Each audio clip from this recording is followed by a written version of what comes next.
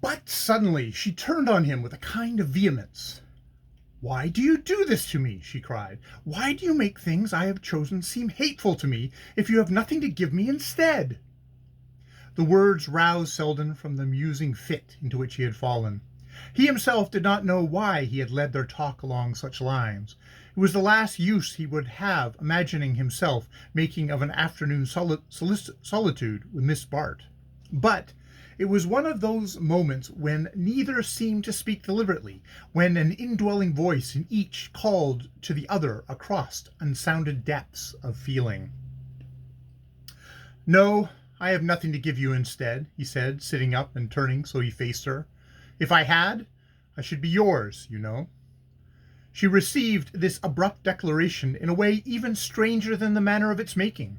She dropped her face on her hands, and he saw that for a moment she wept. It was for a moment only, however, for when he leaned nearer and drew down her hands with a gesture less passionate than grave, she turned on him a face softened but not disfigured by emotion, and he said to himself, somewhat cruelly, that even her weeping was an art. The reflection steadied his voice as he asked, between pity and irony, "Isn't it natural that I should try to belittle all things I can't offer you?"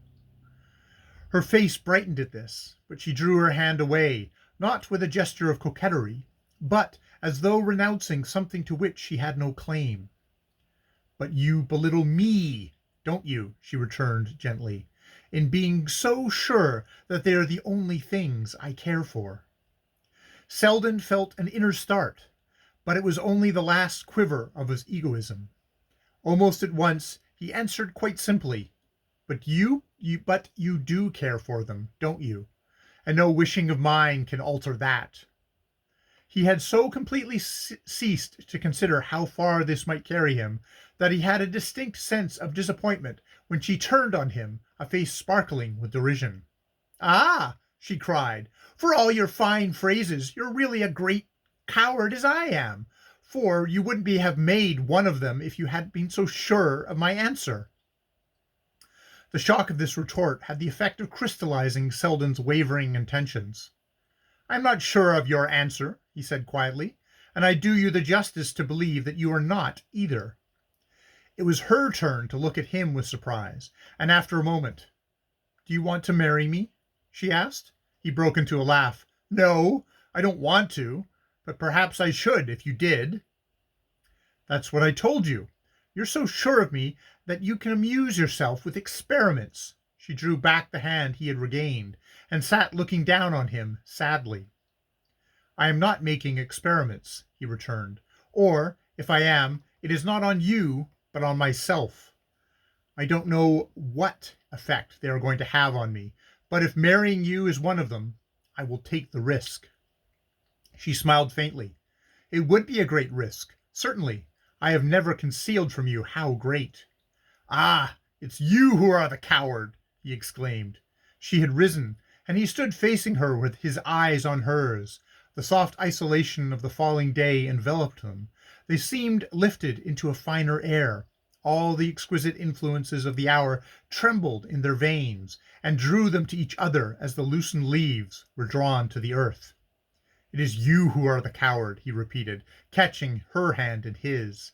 She leaned on him for a moment, as if with a drop of tired wings. He felt as though her heart were beating rather with the stress of a long flight than the thrill of new distances.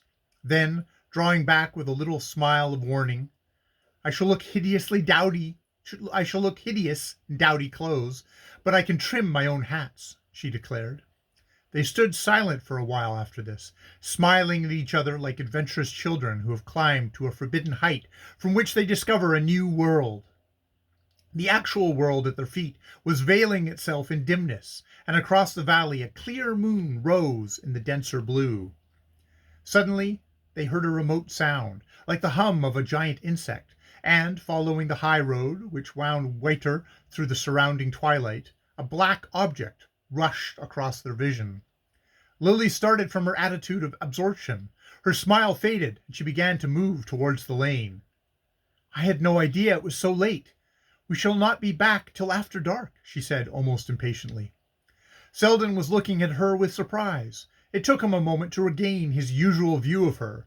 Then he said, with an uncontrollable note of dryness, "That was not one of our party. The motor was going the other way."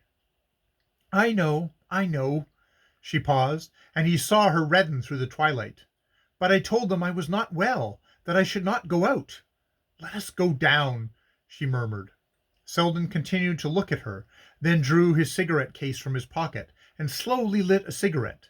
It seemed to him necessary at that moment to proclaim by some habitual gesture of this sort his recovered hold on the actual.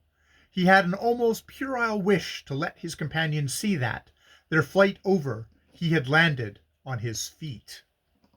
She waited while the spark flickered under his curved palm. Then he held out the cigarettes to her. She took one with an unsteady hand, and putting it to her lips, leaned forward to draw her light from his. In the indistinctness, the little red gleam lit up the lower part of her face, and she saw her mouth tremble into a smile. "Were you serious?" she asked, with an odd thrill of gaiety, which she might have caught up in haste from a heap of stock inflections, without having time to select the just note. Selden's voice was under better control. "Why not?" he returned. "You see, I took no risks in being so." And as she continued to stand before him, a little pale under the retort, he added quickly, "Let us go down."